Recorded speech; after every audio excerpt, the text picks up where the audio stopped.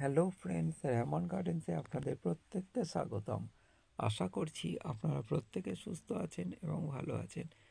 আজকে আমি আপনাদের সঙ্গে শেয়ার করতে চলেছি একটা লেবু গাছের ভিডিও। এটা হচ্ছে ভেরিগেটেড মাল্টা লেবু গাছ। এই ভেরিগেটেড মাল্টা লেবু গাছ কিন্তু অনেক নার্সারিতে আমরা বর্তমানে দেখতে পাচ্ছি।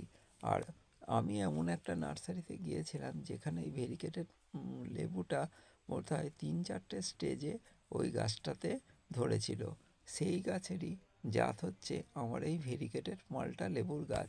আর খেতে প্রচণ্ড পরিমাণ সুমিষ্ট, আর এটা সারা বছরই প্রায় ফলন হয়, কারণ আমি নিজে দেখে এই গাছটাকে কিনে এনেছি।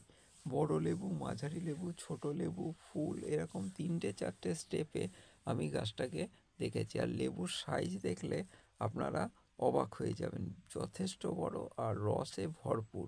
তবে এই লেবুগুলো পাকলেও একটা শক্ত ভাব থেকে যায়। আর এই লেবুর 2 নম্বর বৈশিষ্ট্য হচ্ছে যে এই লেবু গাছগুলো কিন্তু খুব ছোট থেকেই ফল দিতে সক্ষম। দেখতে পাচ্ছেন আমার এই লেবু গাছটার 1 বছর এখন বর্তমান বয়স, এখনও সম্পূর্ণ হয়নি, তাতেই লেবু গাছে ফুল চলে এসছে। কিন্তু আমি যত্নও করতে পারিনি, তাও একটা ফুল এসেছে। থাকবে কি না সেটা পরের কথা। যদি আমি যত্ন করতে পারতাম তাহলে কিন্তু আরও বেশি মাত্রায় ফুল আসতো। ভেরিগেটেড মালটা বর্তমানে বেশ জনপ্রিয় হয়েছে, তবে কিন্তু সব জায়গায় এই ভেরিগেটেড মালটার ফলন ভালো হয় না। কারণ আমার মনে হয় এই ভেরিগেটেড মালটা লেবুটা 2 বা 3টে আলাদা আলাদা ভ্যারাইটিস আছে।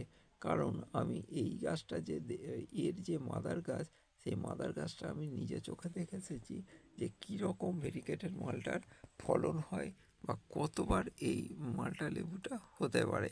তবে বর্তমানে সব নার্সারিতে কিন্তু এই একই জাত নাও থাকতে পারে, তবুও আপনারা একটু জেনে শুনে কিনবেন। আর আপনাদের যদি মনে হয় যে এই ভিডিওটা আপনাদের এই ভেরিগেটেড মালটার ওপর মনোনিবেশ করেছে, তাহলে অবশ্যই একটা এই ভেরিগেটেড মালটা লেবুর গাছ নিজেদের বাড়িতে বসান।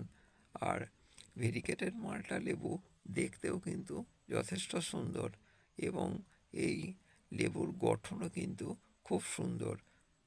ভেরিগেটেড মালটা লেবুর গাছে যে আমরা সার বা অন্যান্য খাবার টাবার দিয়ে থাকি তা কিন্তু নয়।